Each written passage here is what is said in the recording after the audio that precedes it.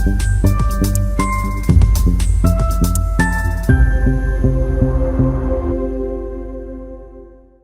To Yagya investment academy and welcome to this new episode of Sunday podcast. आज हम discuss करने वाले हैं पावर सेक्टर के चैलेंजेस के बारे में। मेरे साथ है आयुष और मैं हूं मंदार। सो आयुष, मेरे बहुत सारे फ्रेंड्स हैं जो इन्वेस्टमेंट करते हैं, they are following global news. तो हर जगह पे ये कंसर्न्स उनकी तरफ से यही है कि जर्मनी में इतने प्रॉब्लम्स है टू प्रोक्योर एनर्जी, इंडिया को क्रूड इतना ज़्यादा इंपोर्ट करना पड़ता है। तो why don't we just focus a lot on renewables. हम रिन्यूएबल्स एनर्जी के सोर्सेज जो है, सोलर हो गया है, फिर हाइड्रो हो गया, उस पर ज़्यादा फोकस करते हैं and in 6-7 years we can try and become totally dependent on renewable energy sources only. So इसमें जो चैलेंजेस है उनके बारे में ये डिस्कशन करना बहुत इंपॉर्टेंट मुझे लग रहा है कि आज हम यहाँ पे प्रेजेंट करेंगे। सो इसमें क्या क्या मेन चैलेंजेस आपको लगते हैं कि है?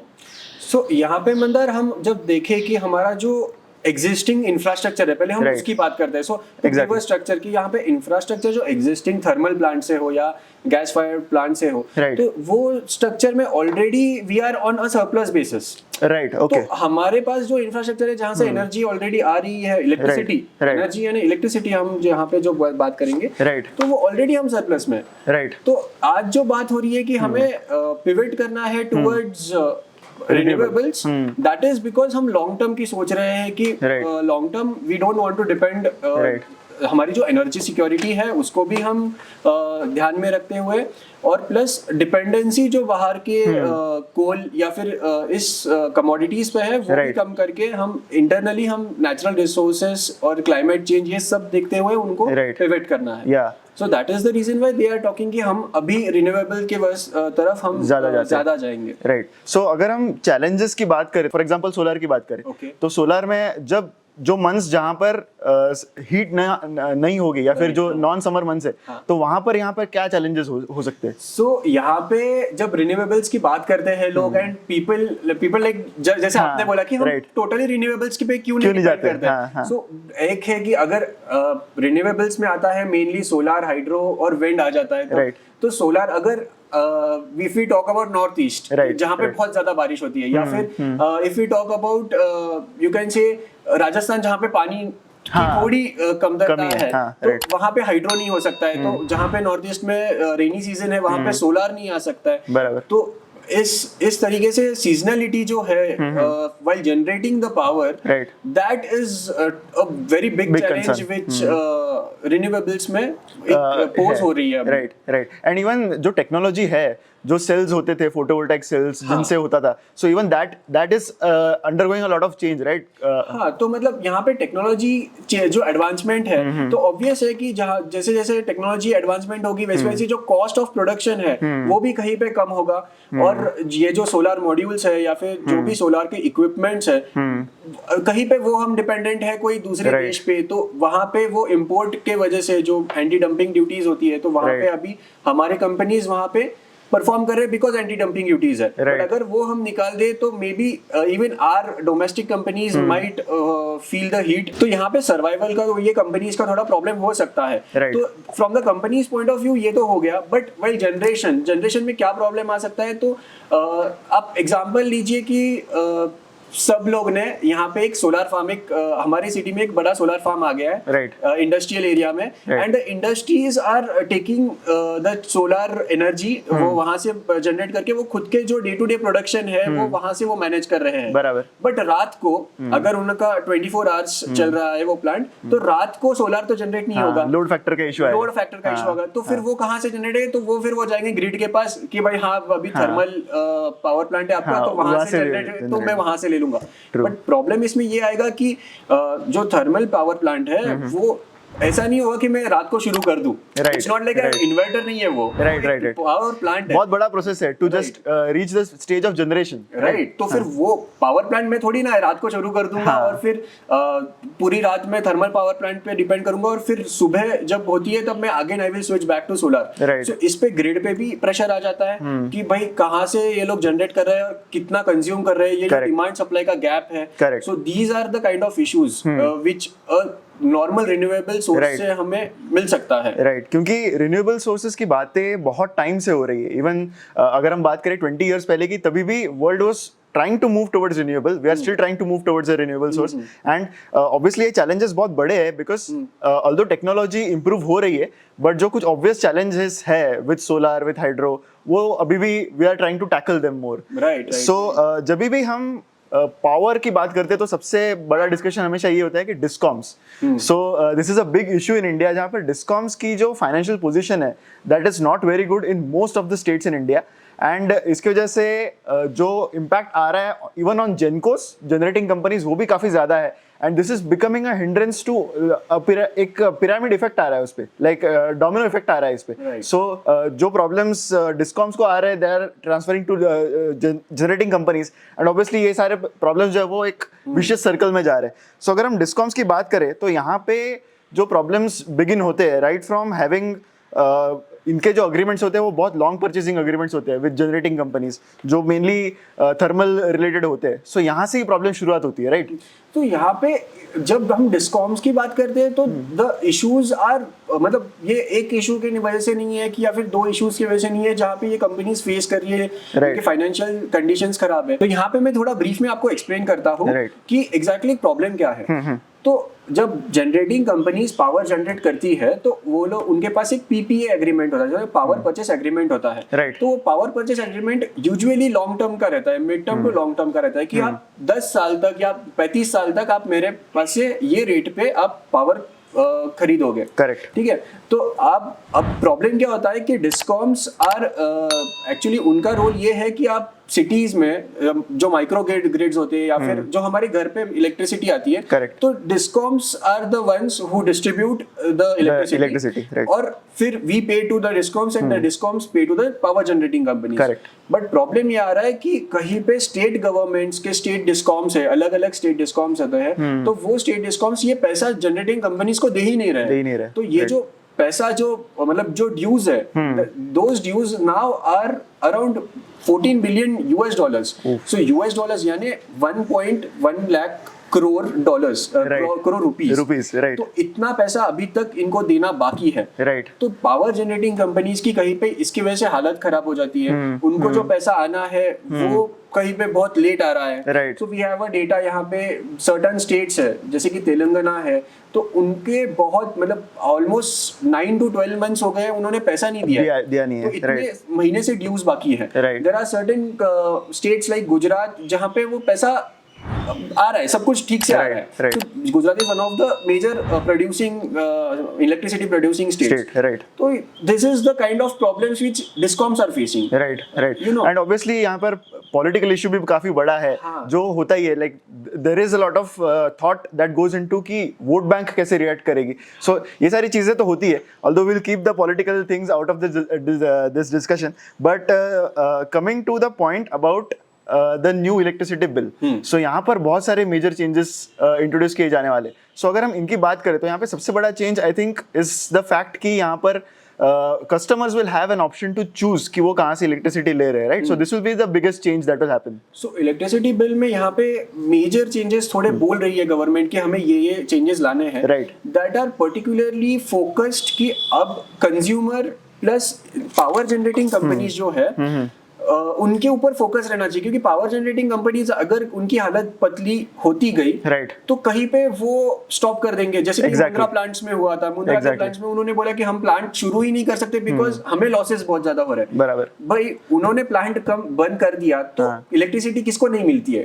वो स्टेट गवर्नमेंट्स को नहीं मिलती है, और इवेंचुअली अपने जो पब्लिक है, जो वोट बैंक है, इवेंचुअली उनको ही नहीं मिल रही है. तो दैट इज व्हाई ये इशू बहुत बड़ा है. Central government is now looking at this bill and they have introduced major changes. जैसे कि एक चेंज ऐसा है कि जो नेशनल लोड सेंटर रहता है, तो नेशनल लोड सेंटर्स को ये अथॉरिटी दी गई है कि अगर आपको लगता है कि जो स्टेट है या फिर जो रीजन है वो पैसा नहीं देगा तो आप वहां पे डिस्पैच ही मत करना, मतलब इलेक्ट्रिसिटी देना ही मत उनको, ठीक है. तो यहाँ से क्या होगा कि आपका जो फाइनेंशियल लायबिलिटी है वो आप कहीं पे कर्टेल कर रहे हो कि हाँ भाई ये रिस्क है तो मुझे मैं दूंगा ही नहीं उनको इलेक्ट्रिसिटी. दूसरी जगह ये उन्होंने ये भी बोला है कि अगर कहीं पे आपको दिख रहा है कि एक पर्टिकुलर रीजन में इलेक्ट्रिसिटी का डिमांड कम है तो वहां पे मत दो इलेक्ट्रिसिटी, बिकॉज इलेक्ट्रिसिटी ऐसा नहीं होता है कि इलेक्ट्रिसिटी आप एक बार जनरेट कर दो तो you can store it in a mass quantity. True. So वो है कि आप मास क्वांटिटी में जब आप वो स्टोर नहीं कर सकते हो, तो Right. आप you will have to give it to someone, correct correct so that will save the electricity, Right. so that is one of the reforms. Another reform ये भी था कि कहीं पे वो सीलिंग और फ्लोर लगा लेंगे हाँ, प्राइसिंग में. correct. तो have you heard of या that? Right. मैं इसी पॉइंट पे आने वाला था बिकॉज आई थॉट कि जब मैं ये बिल के कुछ पॉइंट्स देख रहा था then this was the most striking feature for me कि यहाँ पे सीलिंग भी है and there is a lower limit as well. So in this context मुझे ये जानना था कि there are some state governments जो बहुत सारे सब्सिडीज देते हैं to their customers. There are some governments who give it even free of cost. Right. तो उनके डायनामिक्स पे क्या चेंज आ सकता है इससे? यहाँ पे बेसिकली गवर्नमेंट क्या बोल रही है, मतलब सेंट्रल गवर्नमेंट क्या बोल रही है कि आप सब्सिडीज दो, Correct. आपको देना है आप दे दो, Right. But the rate tariff at which you are giving the subsidies, उसमें आपको एक फ्लोर रहेगा. फ्लोर यानी Right. एक मिनिमम टैरिफ आपको देना ही पड़ेगा. Correct. और एक मैक्सिमम टैरिफ रहेगा. Correct. The number of companies या नंबर ऑफ डिस्कॉम्स जो यहाँ पे इन्वॉल्व होंगे, number of companies who want to, number of players who want to get involved in this whole circle, तो यहाँ पे कंपटीशन वो प्रमोट कर रहे हैं, but at the same time they are saying that हाँ भाई तुम एक मिनिमम टैरिफ के नीचे आप एक्सेप्ट करोगे ही नहीं. बराबर. सो वो एक बेनिफिट रहेगा to the companies, generating companies, but Right. From the state point of view कि आपको एक मिनिमम पैसा देना पड़ेगा, तो हाँ भाई फिर वो सब्सिडीज में फिर they will have to rethink about मेरा फाइनेंशियल कंडीशन है क्या कि I will have to give freebies at this rate. Right. They have to think about that. Correct. जो डोमिनो इफेक्ट की हमने ऑलरेडी बात की कि जैसे डिस्कॉम से लेके जो लायबिलिटी जेनकोस पे शिफ्ट होती है, सो आगे चल के ऐसा हो सकता है क्या कि इन जेनकोस को फाइनेंस मिलने में तकलीफ हो, क्योंकि because the entire receivable cycle of their depends on कि डिस्कॉम्स उनको कब पे करते. So banks might hesitate, right? But मतलब ये इशू तो मतलब अभी भी है कहीं पे कि Right. जब आपको पैसा सामने से नहीं मिल रहा है तो why should we fund you, Correct, and how should we, मतलब मुझे तो रिस्की लगेगा ना. मुझे रिस्की लगेगा कि आपके पास आपकी जो स्टेट गवर्नमेंट है जो सामने से पैसा आपको नहीं दे रही है और मेरे पैसे आपके पास अटके हुए हैं, तो Exactly. जो दो इशू है, तो that cycle is a vicious cycle. मतलब Correct. फंडिंग नहीं मिलेगा तो again the company will not be able to generate and it will not be able to supply. State government will have to face that Right. issue, and end में हम consumers हैं. Right. तो कहीं पे ये आपको मतलब आप पब्लिक को भी ये समझना पड़ेगा कि जो फ्रीबीज जब दी जाती है या फिर डिस्कॉम्स जब पैसे नहीं देते हैं जब पावर जनरेशन कंपनीज को, तो eventually it will affect them in a long term basis कि हाँ भाई वो जनरेट नहीं करेगा तो आपको मिलेगा कहाँ से, even if you are willing to pay at a higher price. It is mainly about कि शॉर्ट टर्म में आपको कंफर्ट मिल रहा है कि you are not required to pay something, but उसके लॉन्ग टर्म इफेक्ट्स बहुत ज्यादा है. बहुत ज्यादा. And that is a very good point that you have brought here. One more thing that was very striking to me in the bill is कि जो penalties ये government लगा रहा है on companies अगर उन्होंने renewable sources से procurement नहीं की तो. हाँ, तो मतलब सेंट्रल गवर्नमेंट ये बोल रहा है कि टू बूस्ट चाहिए, तो सिर्फ आपको बूस्ट चाहिए. राइट. तो आप कैसे बूस्ट करोगे या फिर आप इंसेंटिवाइज कैसे करोगे कोई कंपनी को कि आप रिन्यूएबल सोर्सेज से ही प्रोक्योर करो आप पावर. ऐसा नहीं है कि आप सिर्फ थर्मल से लोगे या फिर आप कोई भी सोर्स से लेते हो तो आप रिन्यूएबल्स को हम बूस्ट कैसे करें. तो this is one of the ways जहाँ पे central government is saying that हाँ भाई आपको एक छोटा पार्ट है जो आपको रिन्यूएबल से भी लेना है. अगर आप नहीं लेते हो तो हम हेवी पेनल्टीज आपको इम्पोज करेंगे. तो that is the way of या फिर कैरेट दिखाओ या फिर स्टिक, ये वाला सीन है यहाँ पे. Correct exactly. सो ये सारा शिफ्ट जो दिख रहा है मुझे कि रिन्यूएबल्स पे ज्यादा फोकस किया जा रहा है. सो ऐसा हो सकता है कि आगे जाके ऐसा इज देयर अ चांस कि आगे जाके से 20 years down the line thermal power plants है वो शायद बंद ही हो जाए? नहीं, ये मैं थोड़ा पॉसिबल नहीं है, पॉसिबिलिटी कम है. इसका जैसे रीजन हमने पहले डिस्कस किया. Right. People are obviously bullish about the green energy and clean energy space, so I want to just clarify this कि ऐसा नहीं होगा कि थर्मल प्लांट्स निकल जाएंगे. The reason is कि जैसे आप एक अज्यूम कर दो कि आप इलेक्ट्रिसिटी व्हीकल, अभी इलेक्ट्रिक व्हीकल है, तो इलेक्ट्रिक व्हीकल्स आपके अभी after 10 years down the line we will look at abundance of these vehicles running on the street. और फिर ये चार्जिंग कहाँ पे होंगे? तो रात को ही होंगे ना, दिन में कोई सब यूज करके आएंगे. सब यूज करके आएंगे एंड रात को पूरे टाइम पे ये सारे व्हीकल्स चार्ज होंगे. तो अगर आप समझ लो मैंने बिल्डिंग पे एक सोलर पैनल बिठा दिया है एंड फॉर मतलब बड़ा है बिल्डिंग मेरा, तो वो कैटर कर रहा है मुझे एक सर्टेन पॉइंट तक. रात को वो कैटर नहीं कर पाएगा, तो मुझे ग्रिड पे ही जाना पड़ेगा वापस टू डिमांड कि मुझे अभी इलेक्ट्रिसिटी दो. तो वो ग्रिड पे कहाँ पे आएगा, रात को कहाँ से आएगा? बट ये है मंदार कि यहाँ पे you have to look at one perspective है कि जब आप दिन में डिमांड आपकी ग्रिड से कम है मतलब मुझे थर्मल से जनरेटेड जो इलेक्ट्रिसिटी है उसकी अगर मैंने डिमांड कम कर दी, right, but thermal power plant एक लो यूटिलाइजेशन पे चालू है, बराबर, ये लो कैपेसिटी पे चालू है, बराबर। बट डिमांड ही नहीं है, बट रात को डिमांड बढ़ जाती है। अगर रात को डिमांड बढ़ती है तो I will have to even think about my profitability. Correct. तो जनरेटिंग कंपनीज ऑब्वियसली ये सोचेगी कहीं पे कि यार मुझे रात को मुझे कवर अप करना पड़ेगा जो मुझे सुबह मैंने बेचा नहीं है माल, बराबर, तो बराबर, मैं ज्यादा चार्ज करूंगा उसको। अगर मैं ज्यादा चार्ज करता हूँ तो वो नलीफाई इफेक्ट आ जाएगा, बराबर। तो कहीं पे आपको ये भी सोचना पड़ेगा कि renewables are not the only way to go, it will coexist, but जो इलेक्ट्रिसिटी है जो थर्मल में से जनरेट हो रही है वो कहीं पे देयर इज अ पॉसिबिलिटी कि उसकी प्राइसिंग ज्यादा हो जाए, करेक्ट, राइट, क्योंकि उनको भी उनके प्रॉफिटेबिलिटी की सोचना पड़ेगा। Correct, that was a very important point कि हम सोचते हैं कि हम रिन्यूएबल पे डायरेक्ट ट्रांजिशन हो जाएंगे, लेकिन there are lot of challenges. It will be very interesting to see कि 5 इयर्स डाउन द लाइन ये सारे डायनामिक्स जो है वो कैसे शिफ्ट होते हैं। So I hope you enjoyed this video, जहां पर हमने बात की not just on the challenges of power sector, but हमने यहाँ पे ये भी डिस्कस किया कि जो नया इलेक्ट्रिसिटी बिल आएगा उससे क्या क्या इम्पैक्ट्स होंगे। आई hope you enjoyed the video, please like this, comment and share it. अगर आपको लग रहा है कि हम अच्छा काम कर रहे हैं, then do check out investchennai.in. You can use the coupon code FREEDOM to get 55% off on all our research products. So do check that out. Thank you. Thank you.